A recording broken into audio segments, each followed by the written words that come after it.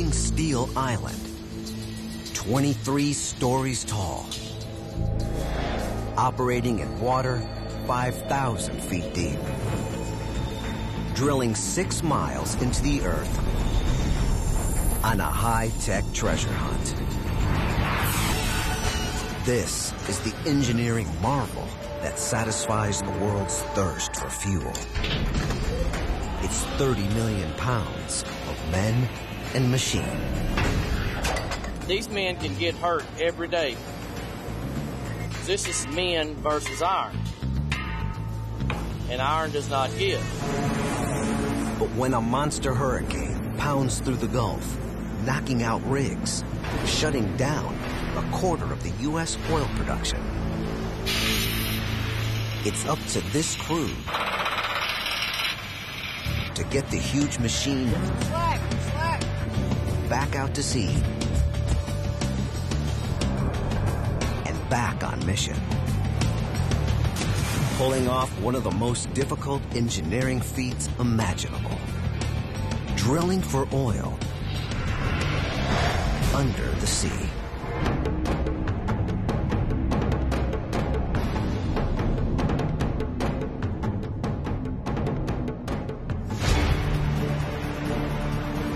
"150 miles off the Louisiana coast, in water more than a mile deep, a floating factory rises over the Gulf of Mexico. It's a space-age machine, engineered to search for treasure 100 million years old. Oil, the black gold that drives the modern world. This super rig, called the EVA 4000, is uniquely designed to find it.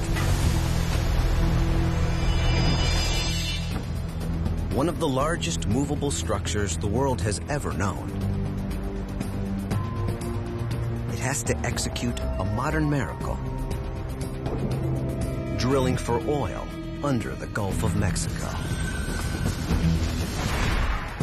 Much of the world's economy depends on it doing its job.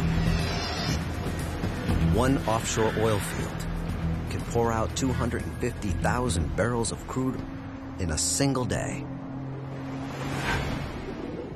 Enough fuel to fill the tanks of 250,000 cars.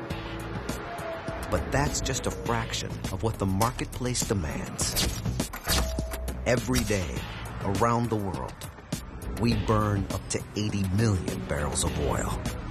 And, unless things change, in the next 50 years, the energy demand is expected to double.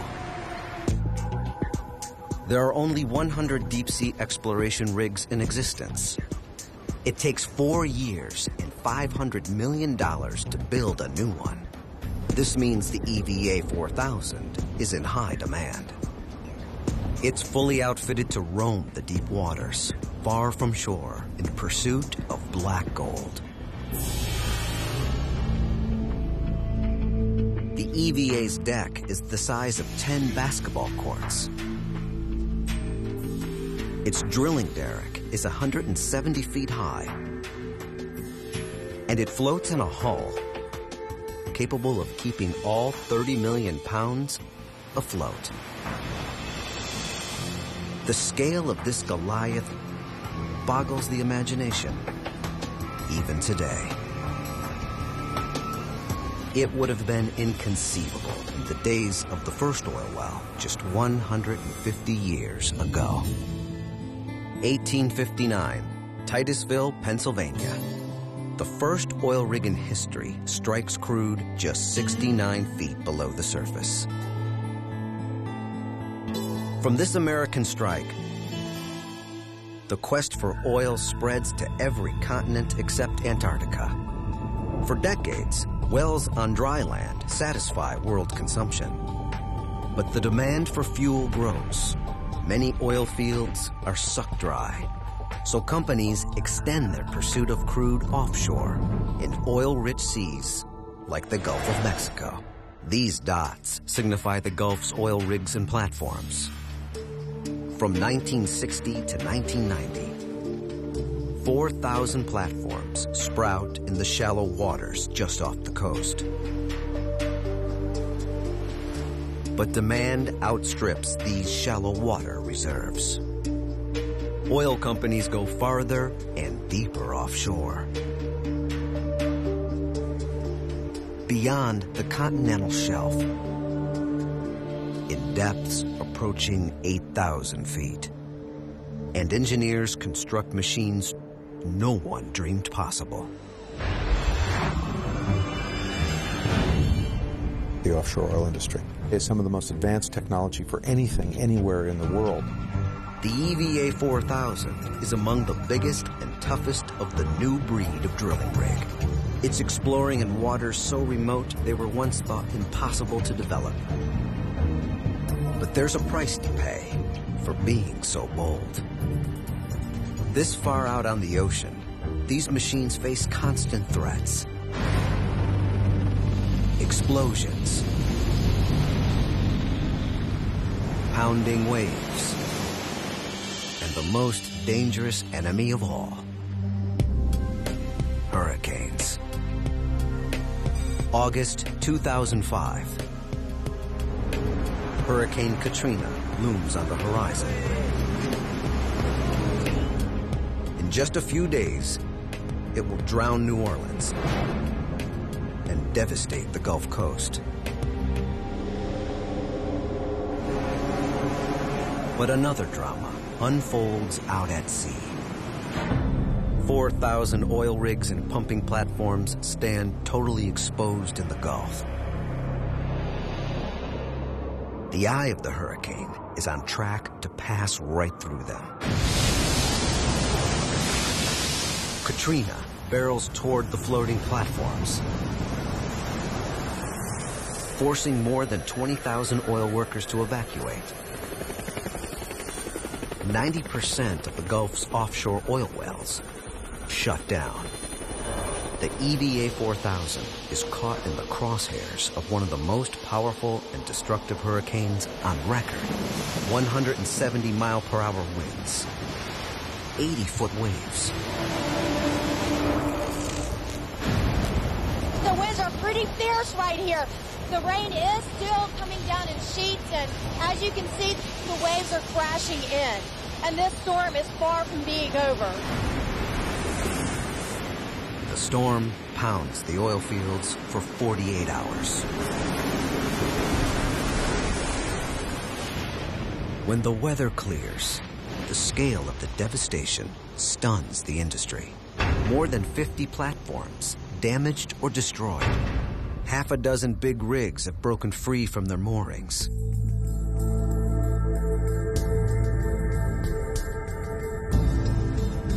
One rig has blown 80 miles toward land.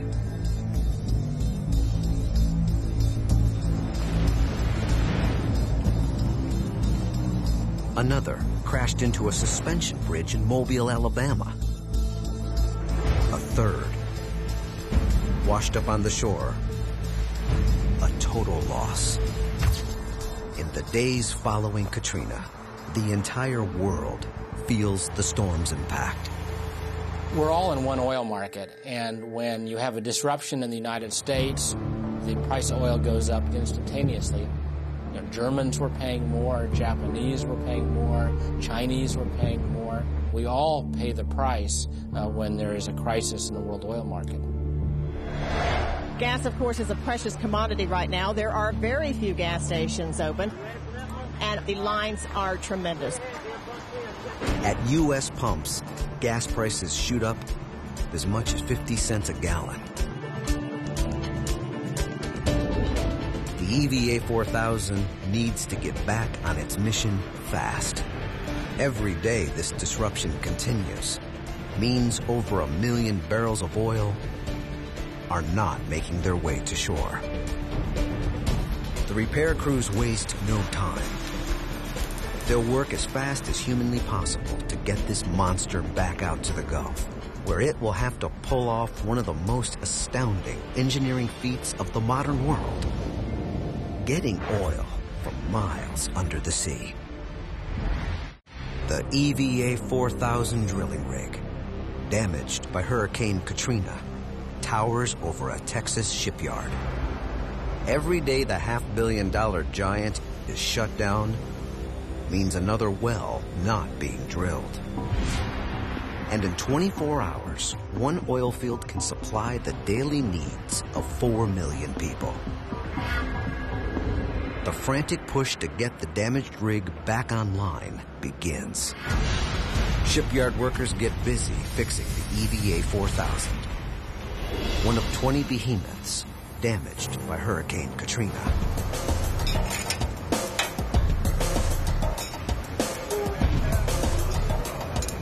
It's a gargantuan task.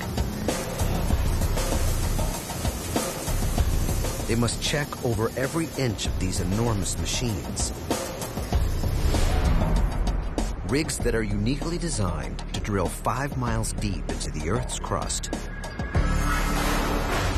while floating on dangerous seas. Repair workers will examine the 4 key components that make this rig work. The hull, the anchoring system, the drilling deck, and the derrick.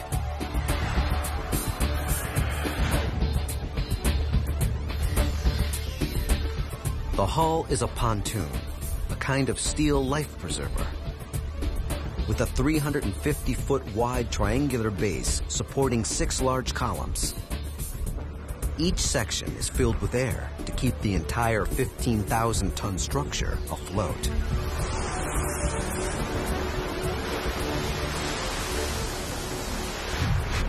Atop the hull, the deck. Bigger than a football field. Strong enough to hold up to 2 million pounds of drilling pipe. 2 160-foot cranes. And a full-sized helipad. But the deck and the hull just provide the stage for the main event. Towering 15 stories above the deck, the derrick. Its job: lower a drilling shaft that stretches all the way to the sea floor and beyond. It can support 1.5 million pounds of steel, more than the weight of 75 fully loaded school buses, holding the whole rig in place out at sea. The anchoring system. 9 enormous winches, 3 on each corner of the hull. They pull back tight on steel mooring cables, anchored to the ocean floor up to 1 mile below. These cables snapped during Katrina, sending the rig drifting free. This rig is lucky. It's fixable. Other platforms were hit even harder by one of the worst hurricanes in offshore oil history. They tore a bunch of rigs up. It's worse than the hurricane in oilfield history. Ooh, I landed on one last week. I landed on one helicopter, and the whole derrick fell over. It's on the ocean floor. The EVA survived its wild ride intact, but it needs help. The #1 challenge: repairing the mooring lines that anchor the rig in place. This is what it takes to tie down a super rig. 3-inch wire cables hooked to chains with links larger than a man's head. Steel cable forms the top end of the line, spooled back and forth from the winches on deck. Steel chain is at the lower end of the line. Much heavier than cable, the chain provides added weight to the line and connects to the anchors. Most people couldn't lift a single link of this monster chain. This chain is 2 3/4 inch chain. This link will weigh 72 pounds, and there's 4,250 foot of this chain. So in total, you want to have somewhere around 1 million pounds for each one of the 9 legs that's physically fitted onto the rig. Crew members must connect the steel cable to the heavy chain. Like everything on the super rig, hooking them takes a mixture of engineering and brawn.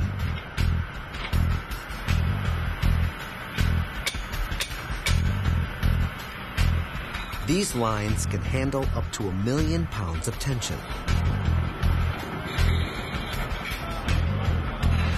So strong that they could withstand the combined power of 5 747s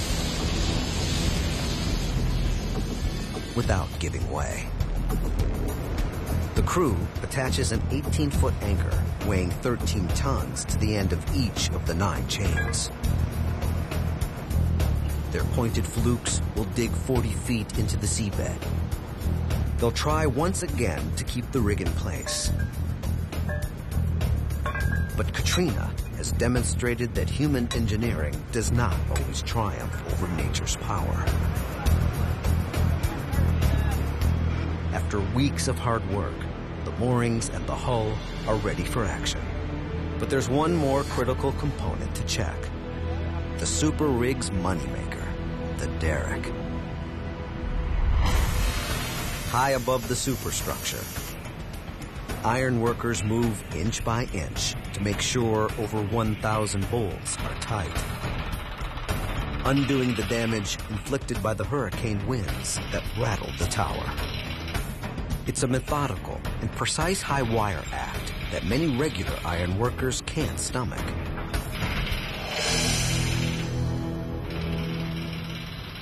Regular iron workers, they can't even do it because see the girts are turned sideways like that. You can't. It's not flat. It's hollow. On the derrick, the girder beams are turned sideways to withstand the stress generated within the tower. But a sideways beam leaves an awkward surface for the workers to walk on. So a lot of them, like some of the iron workers, come try to do it, they can't do it because they can't walk on them beams like that. The workers move up and down the derrick, dangling precariously, tightening bolts as they go. One false move, and they could plunge 170 feet to the deck below. Why, ain't this something else, huh? With the last bolt tightened, the EVA 4000 is ready to return to its drilling site.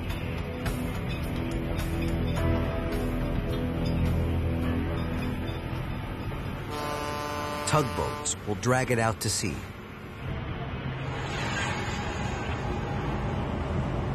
But moving it from the dock is tricky.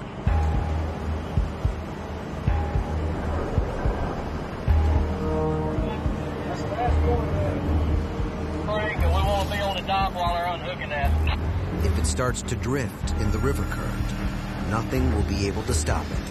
One down, Greg. Go ahead and let that one go. They're coming around now. You got to get up on top. Workers anxiously untie the landlines, holding the EVA to the dock. Hands there. Watch your hands when you slack it. Guys on that, get out of the way before you catch yourself. Slack. The 15,000-ton rig drifts free. And for an instant, it's unclear which way it will go.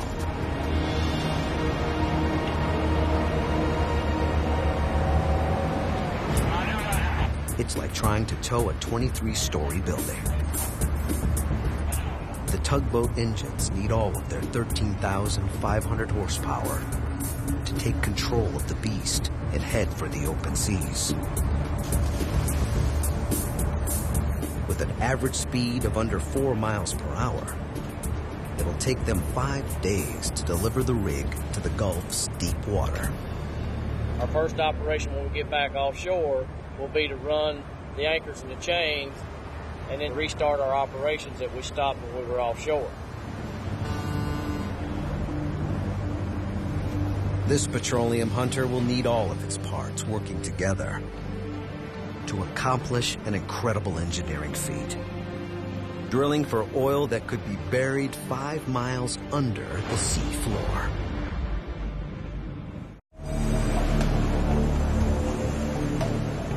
It's been weeks since Hurricane Katrina devastated the Gulf of Mexico.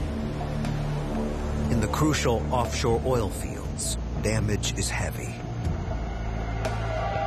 The entire world feels the loss when the Gulf's daily output, 1.5 million barrels of oil, is drastically reduced. An EVA 4000 drilling rig is trying to get back online fast.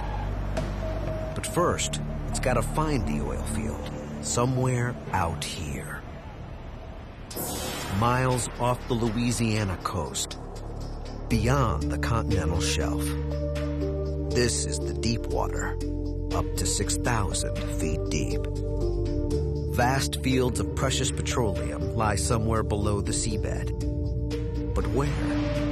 The rig needs a treasure map to find them.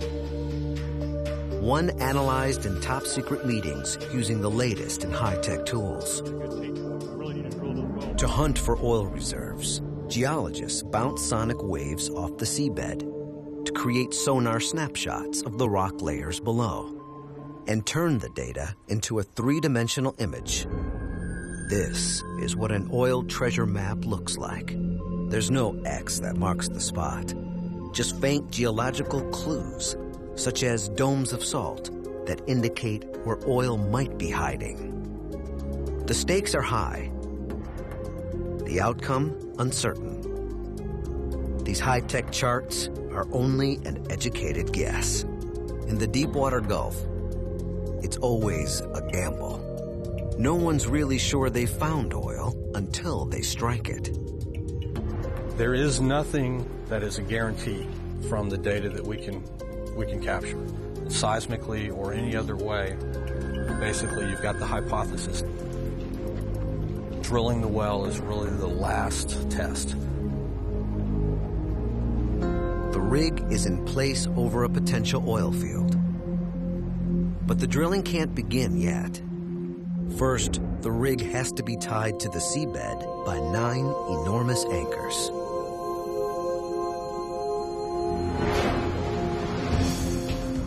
It's a risky operation.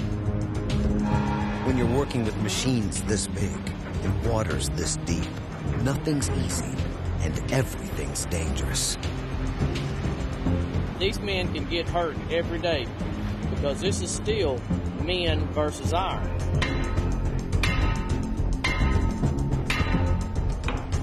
And iron does not give. It can be a dangerous place. And you want to go home to your family in the same condition you come out to the rig in. When we're greasing the chains or the gears or anything like that, just watch your body placement, watch any caught betweens. A crane swings one of the 13-ton anchors onto the deck of a support ship. This is just one of 9 anchors needed to hold the EVA 4000 in place. The support ship carries the anchor to the dropping point over a mile away.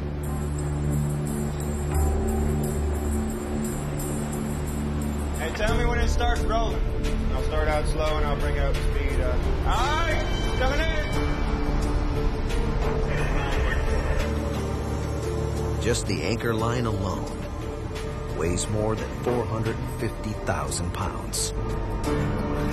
Pick up on fire.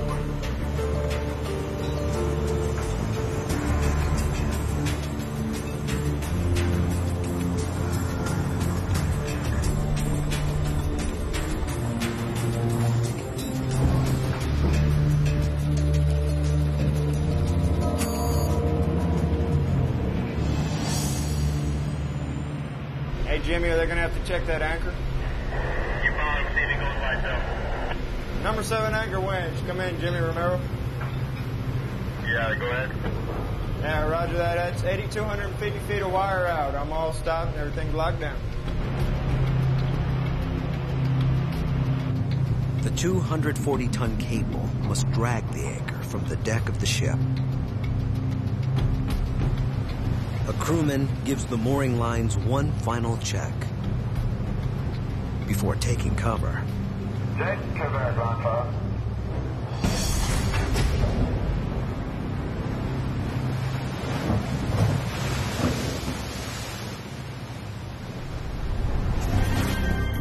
It'll take 15 minutes for the anchor to hit the bottom, nearly a mile below. The rig is now stable. The EVA 4000 can home in on its target. Drilling in waters far deeper than once thought possible.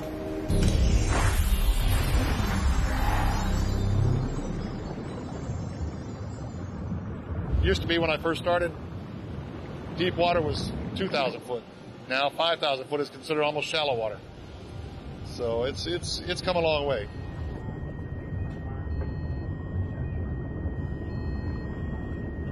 This is a work environment more inhospitable than outer space. Far too deep for humans. The record depth for a scuba diver is just over 1,000 feet. The EVA 4000 works in seas 5 times deeper. Down this far, the pressure would kill a human, crushing the worker's lungs. But the drill operators need a pair of eyes on the sea floor to make sure the drill hits the target and to monitor the work. Engineers have custom designed a remotely operated vehicle, or ROV, to handle the job.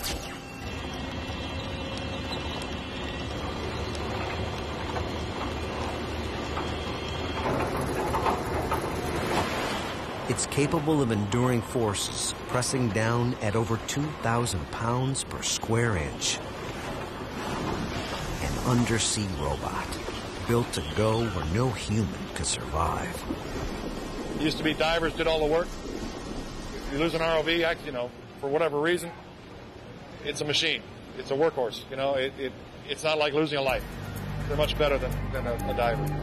The ROV will be the eyes and hands of the crew working far above in the control room. An onboard video camera relays images from the cold, murky depths. The ROV moves into position. Everything's in place. The drilling can begin. All right, let's go to work. The drill bit leads the way. The crew must piece the drill together section by section. A forest of iron pipe stands ready near the central hole. Each section towers 93 feet high, dwarfing the workers below. In mile-deep water, it would take 40 pieces of this pipe screwed end to end just to reach the seafloor.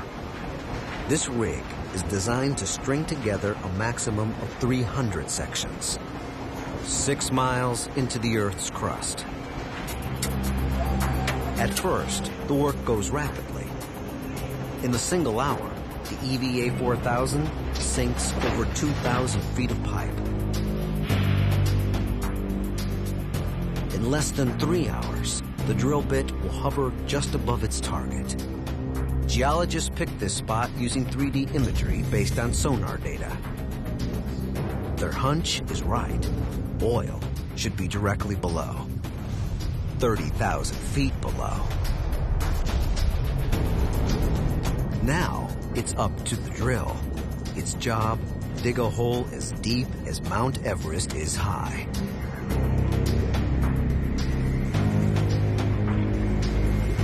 Sand and soil billow out as the drill churns its way through the soft top layer.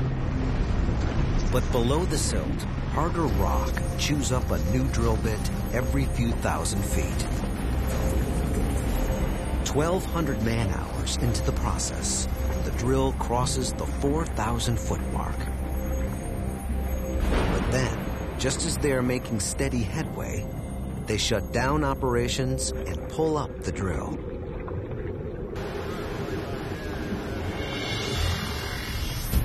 If the drill were to strike oil now, the petroleum would spew into the ocean.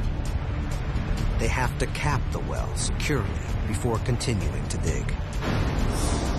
The pressure is intense, below the sea and up on deck. If they fail to do the job right, it could lead to an environmental disaster.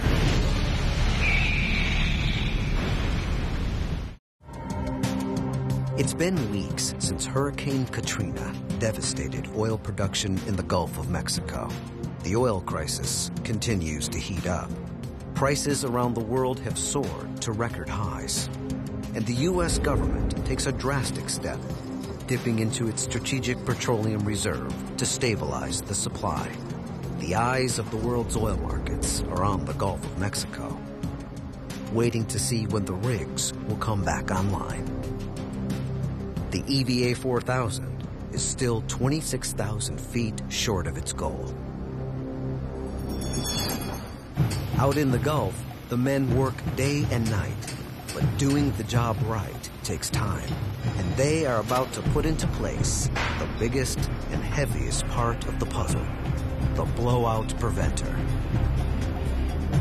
Nothing goes in or out of the well without passing through it. 50 feet tall, 500,000 pounds. It's loaded with monitoring equipment. The blowout preventer acts like an enormous spigot on the oil line, able to shut down the flow of petroleum within 15 seconds. The EVA 4000 must lower this monstrous piece of machinery onto the well pipe below. It's like trying to hit a 22-inch target from the top of the Grand Canyon. Specially designed tube called riser connects the blowout preventer to the rig. The riser provides a waterproof passageway for the drill and for chemicals needed to loosen and clear away the tough rock below.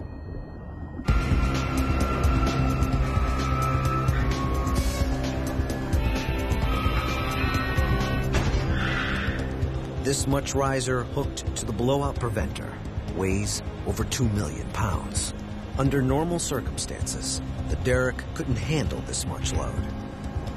But engineers devised a simple way to make the deep water work to the rig's advantage. They wrapped the pipe in fiberglass to make it buoyant and to relieve the stress on the derrick.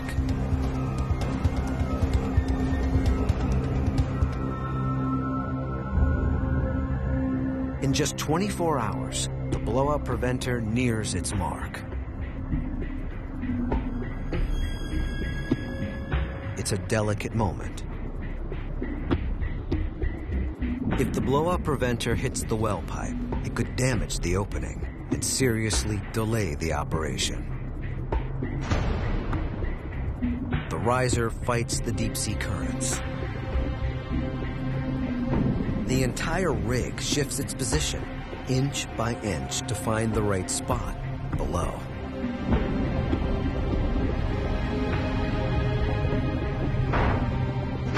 Success. The blowout preventer drops into place.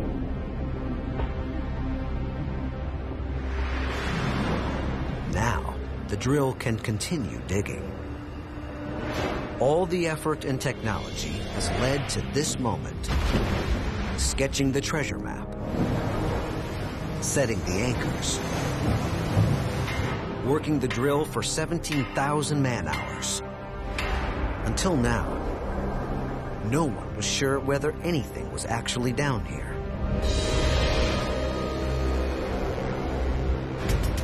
The drill doesn't stop. 10,000 feet. 20,000 feet, 30,000 feet below the sea floor. Oil.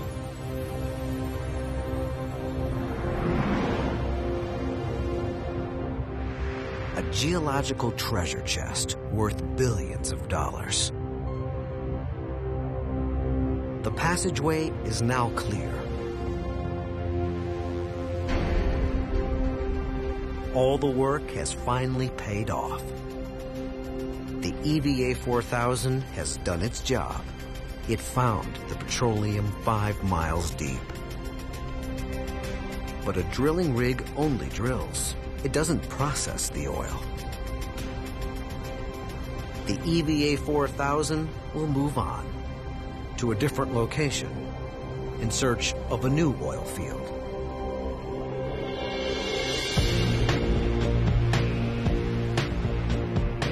An even bigger super rig will move in to pump the oil out of the ground and send it back to refineries on shore. The processing platform could be anchored here for decades.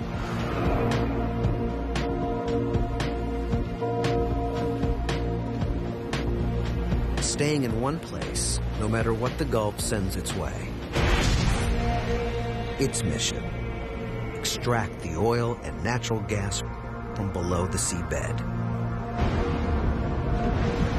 Separate out the impurities and send the oil and gas toward shore, 150 miles away.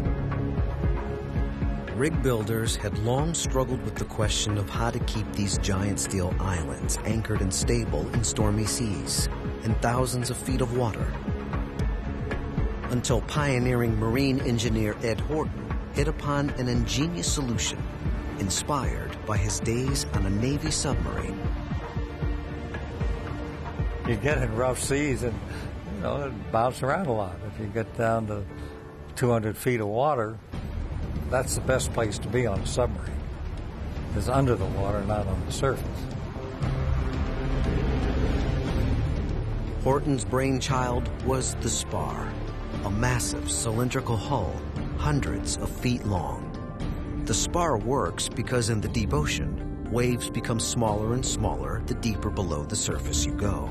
A wave that's 25 feet on the surface may measure only 2.5 feet, 600 feet below. The spar floats far below the surface, most of its mass in contact only with these smaller deep water waves, keeping it stable even in rough seas. 1996, the Gulf of Mexico. A ship tows the Neptune platform into water nearly 2,000 feet deep. Crews fill the Neptune with seawater to make it heavy enough to tip. The spar design is brilliant in theory, but no one knows if this 12,000-ton cylinder will really work. After 10 years of design and construction, it takes all of 72 seconds to tip Neptune's 700-foot cylinder upright. It's one of the grandest engineering experiments the world has ever seen.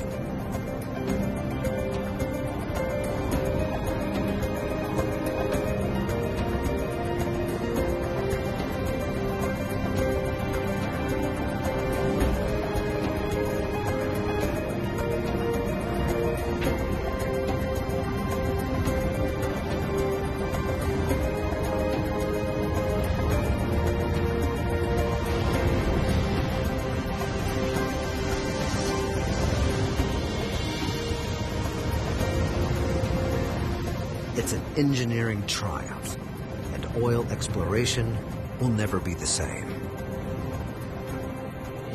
The first time I saw Neptune get upended was a great thrill.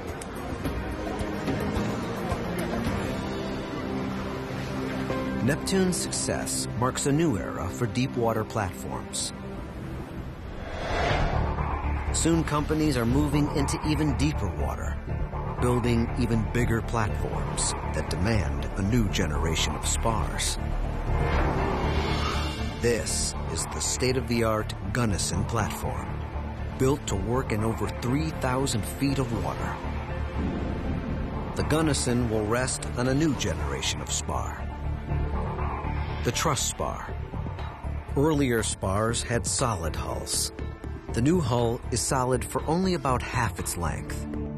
Its lower section is an open lattice structure with 3 horizontal plates. These plates trap water between them, creating a massive liquid cylinder that helps stabilize the structure. Its ingenious design allows less steel to hold up more weight. The Gunnison's 98-foot wide cylindrical hull sections dwarf even full-size tractor-trailer trucks. They move 10 of these half-moon pieces into place.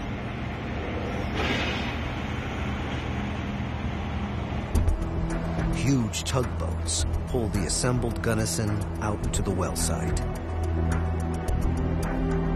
The spar floats over the spot where the drilling rig sunk the well.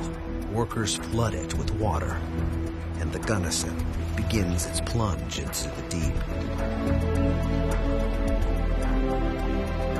After 23 hours, 14,000 tons of steel upends, perfectly stable.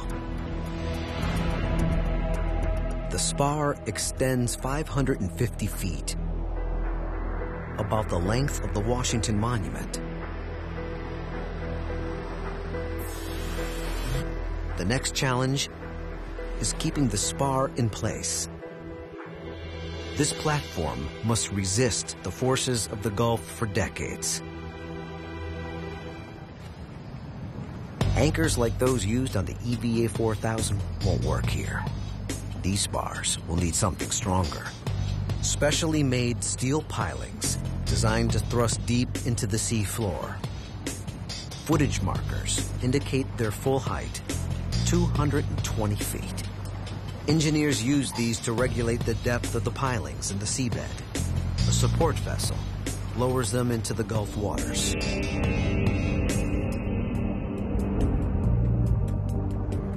Once set, these anchors may be here long after the oil field below runs dry. With the anchor secure, the stage is set for one of the wonders of the modern age. A fully equipped oil and natural gas pumping platform will be set on top of the floating spar. It's a massive 3-story building that houses the oil pumps, processing equipment, and crew quarters. A giant crane must line up 4 touch points on the platform with corresponding points on the spar. The 10,000-ton structure hovers in the air like a spaceship over a fantastic landing pad.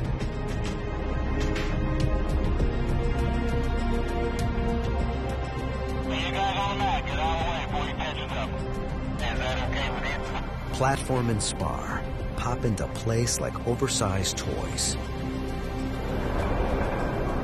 It's a perfect fit. The futuristic floating city is complete. This platform will pump and process up to 40,000 barrels of oil and 200 million cubic feet of natural gas every 24 hours. That's about $4 million of product every day from a single platform. The Gunnison requires only 24 workers to monitor the process round the clock. Machines do almost all the work. They extract crude oil from the rock and separate out the natural gas. The excess gas is burned. For 100 million years, this oil lay hidden, beyond the reach of man. Now, 21st century technology sends it hurtling toward civilization. A vast network of pipes on the seafloor carry the oil to refinery centers on the Gulf Coast. When it works right, it's routine and safe. But disaster can strike in the blink of an eye.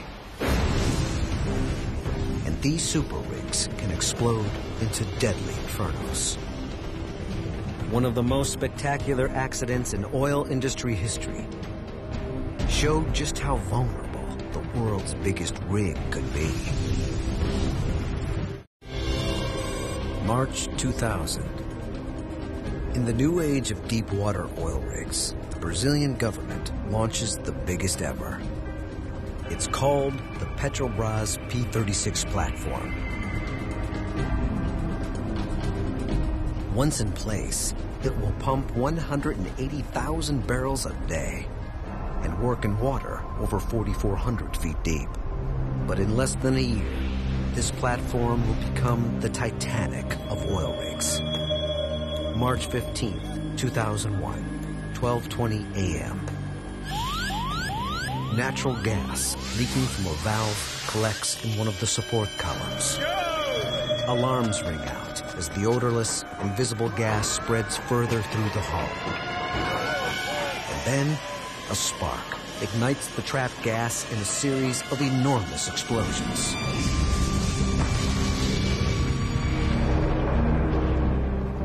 The platform is listing 30 degrees in the Atlantic Ocean. 11 workers are dead. Rescue vessels scramble to save the remaining workers and the wounded platform. After 5 days, the P-36 plummets 4,500 feet to the bottom of the sea.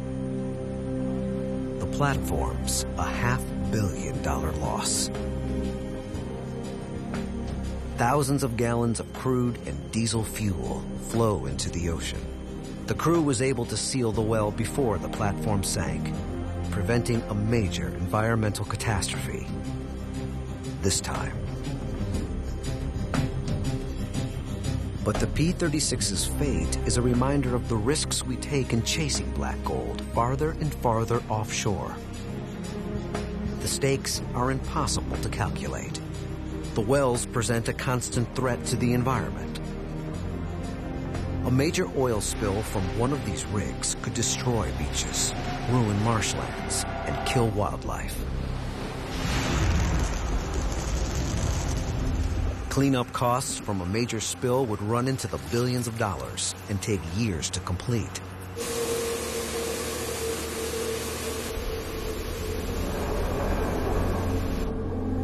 Safety measures, technology, and training can minimize the risk of human error. But there are some factors beyond our control. Like where the oil reserves are located, in increasingly remote and dangerous places. 1/4 of U.S. oil production is based in the Gulf of Mexico, a danger zone for a full 6 months of the year. Hurricane season. 3 weeks after Katrina, many oil platforms have gotten the oil flowing. But on the horizon lurks another storm, and the oil rigs are at risk once again. The EVA 4000 is drilling for oil over 100 miles out to sea when Hurricane Rita pounds its way out of the Caribbean. It's the most powerful hurricane ever recorded in the Gulf of Mexico.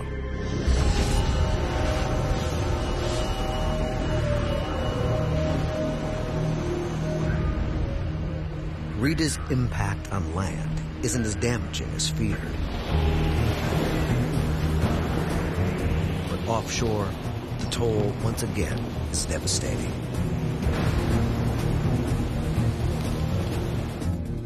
The storm tracks just far enough to the west to plow right through areas spared by Katrina.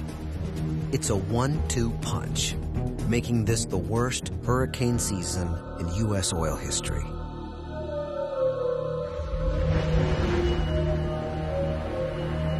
One casualty has a 20-foot gash in a main support column.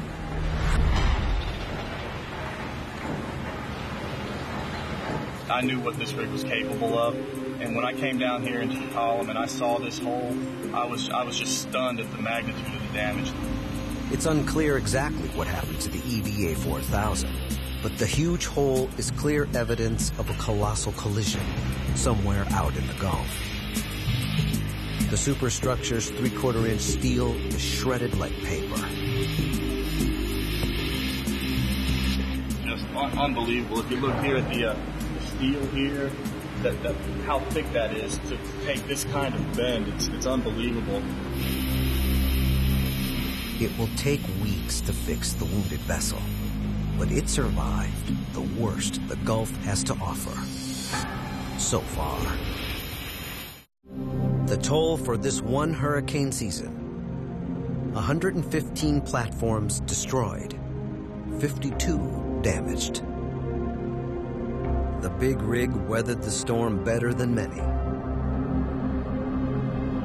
And come next hurricane season, the EVA 4000 will be out at sea, even farther from shore, in ever deeper water,